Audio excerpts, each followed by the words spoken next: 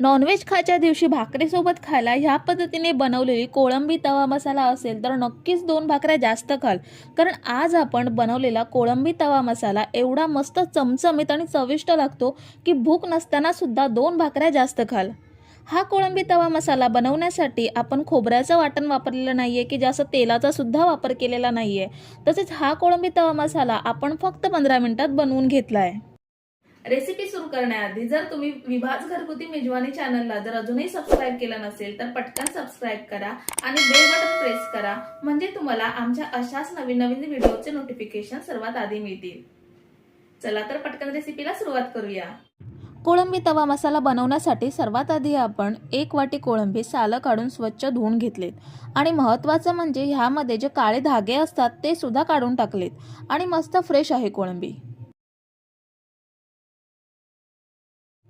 आता आपण कोळंबी बनवण्यासाठी कांदा खोबऱ्याचं वाटण घेणार नाही आहोत, तर मस्त फ्रेश मसाला बनवून आजची कोळंबी तवा मसाला बनवून घेऊयात। त्यासाठी मिक्सरच्या भांड्यात 1 मोठी वाटी स्वच्छ धुतलेली कोथिंबीर घेऊयात। 4 तिखट हिरव्या मिरच्या घ्यायच्या आहेत। मसाला छान झणझणीत असायला पाहिजे, त्यासाठी तिखट मिरच्या घेतल्यात। तिखट तुम्ही आवडीनुसार कमी जास्त करू शकता किंवा कमी तिखट मिरच्या सुद्धा असतात त्या वापरल्यात तरीही चालेल। 4 ते 5 आल्याचे लहान लहान तुकडे घेतलेत। स्वच्छ धुवून सालं काढून कट करून मग घ्यायचे आणि पाव वाटी एवढे लसूण सोलून घेतलेत। आपण ॲडिशनली आला लसूण पेस्ट वापरणार नाही आहोत, म्हणून ह्या मसाल्यामध्येच आला लसूण घेतली आहे आणि लसूण थोडी जास्त घेतली आहे, ह्यामुळे मसाल्याला अप्रतिम टेस्ट येते। आता थोडंसं पाणी घालून चांगली बारीक पेस्ट करून घेऊयात। हे बघा, आपण मस्त कोळंबीसाठी हिरवागार फ्रेश मसाला बनवून घेतलाय। आता मस्त चमचमीत कोळंबी तवा मसाला बनवून घेऊयात। आता गॅसवरती तवा ठेवलाय, त्यामध्ये मोठ्या चमच्याने अर्धा चमचा तेल घ्यायचं। आपण जास्त तेलाचा वापर न करता चमचमीत बनवून घेऊयात। तेल गरम झालंय, आता ह्यामध्ये अर्धा चमचा जिरं घेऊयात। जिरं चांगलं तडतडलं, ह्यामध्ये आता 1 मीडियम साईजचा कांदा बारीक कट करून घेतलाय तो ॲड केला। कांद्याचा वापर जास्त करायचा नाहीये, कारण कांदा जास्त वापरला तर मसाला गोडूस बनेल। आता छान तांबूस रंगावर कांदा फ्राय करून घेऊयात।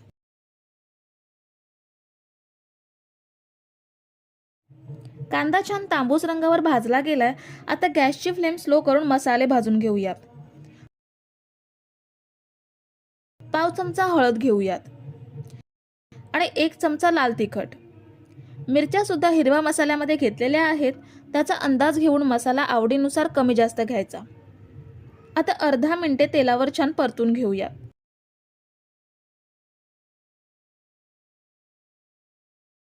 अर्धा मिनिट तेलावर परतल्यावरती टोमॅटो किसून घेतलाय तो ॲड करूयात। टोमॅटो किसून घेतल्यामुळे भाजायला जास्त वेळ लागत नाही।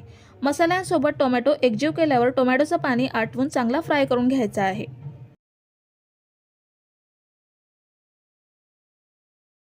टोमॅटोचं पाणी चांगलं आटलंय, आता ह्यामध्ये बनवून घेतलेला हिरवा मसाला ॲड करूयात।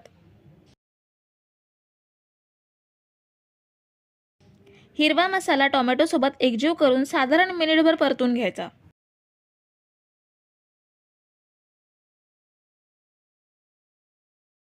हिरवा मसाला छान परतून घेतल्यावर आता ह्यामध्ये कोळंबी ॲड करूयात।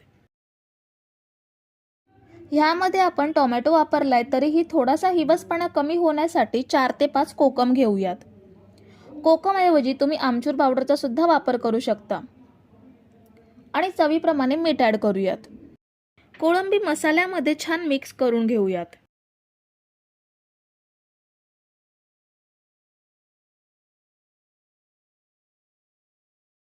कोळंबी मिक्स केल्यावर हिरवा मसाला वाटून घेतलेल्या मिक्सरच्या भांड्यामध्ये अर्धा ग्लास पाणी घालून ते पाणी कोळंबीमध्ये ॲड केलं।